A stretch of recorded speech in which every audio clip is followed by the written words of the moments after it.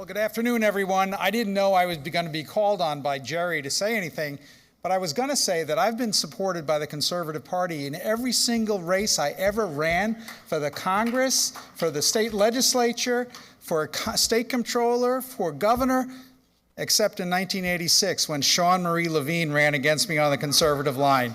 So great to see you, Sean Marie. She's been a great friend through all the years, and it really is a delight to see so many of you. And Caroline, we have to talk afterwards as well.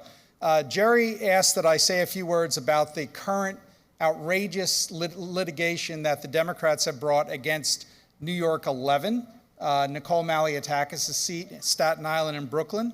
And this case, just to give you a little history, we won the case back in 2022 when the Democrats tried to redistrict and gerrymander the state. They were going to give us 4 seats out of 26. Our successful litigation meant we won 11 seats out of 26, and that made the U.S. House majority after the 22 elections. And then in 24, we had a new Court of Appeals, and they gave the legislature what I call a redistricting mulligan, a do-over.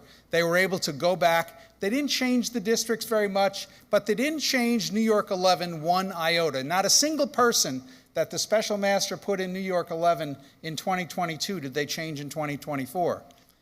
Last year, in October, the Mark Elias firm, which is the national Democratic law firm that brings these cases, they brought a lawsuit in Manhattan charging that New York 11 was racially discriminatory against Black and Hispanic voters because they didn't have the opportunity to, quote unquote, influence the outcome of the election.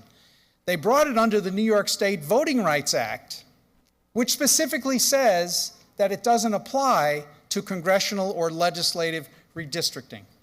And the Attorney General issued a letter in the case because she was representing 2 of the defendants, Kathy Hochul, 3 of the defendants, Kathy Hochul, the Majority Leader of the State Senate, Stuart Cousins, and the Speaker of the Assembly, Speaker Hastie. And she put a letter into the court saying, you know, the plaintiff's argument that the New York Voting Rights Act applies here, that really is wrong. It doesn't apply. However, we think you, the judge, should opine and determine a different way to decide the case in the plaintiff's favor.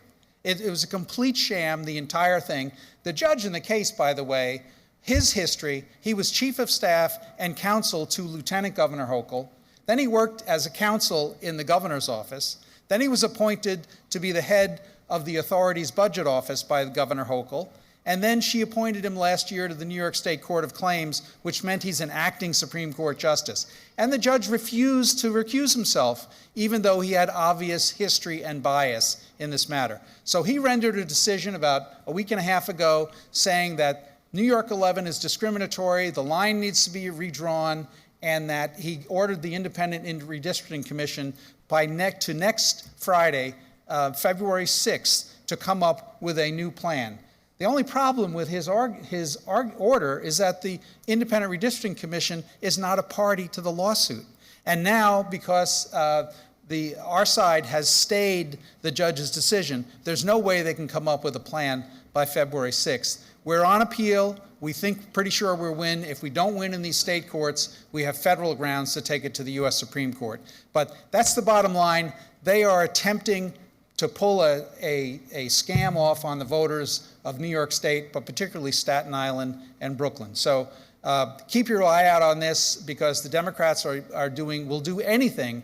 And here, these are the folks, remember how they say so frequently, they're defending democracy, but just not in this case. So thank you so much, Jerry, for the chance to say hello. Thank you, Sean Marie, for losing to me in 1986. And thank you all for all of your support.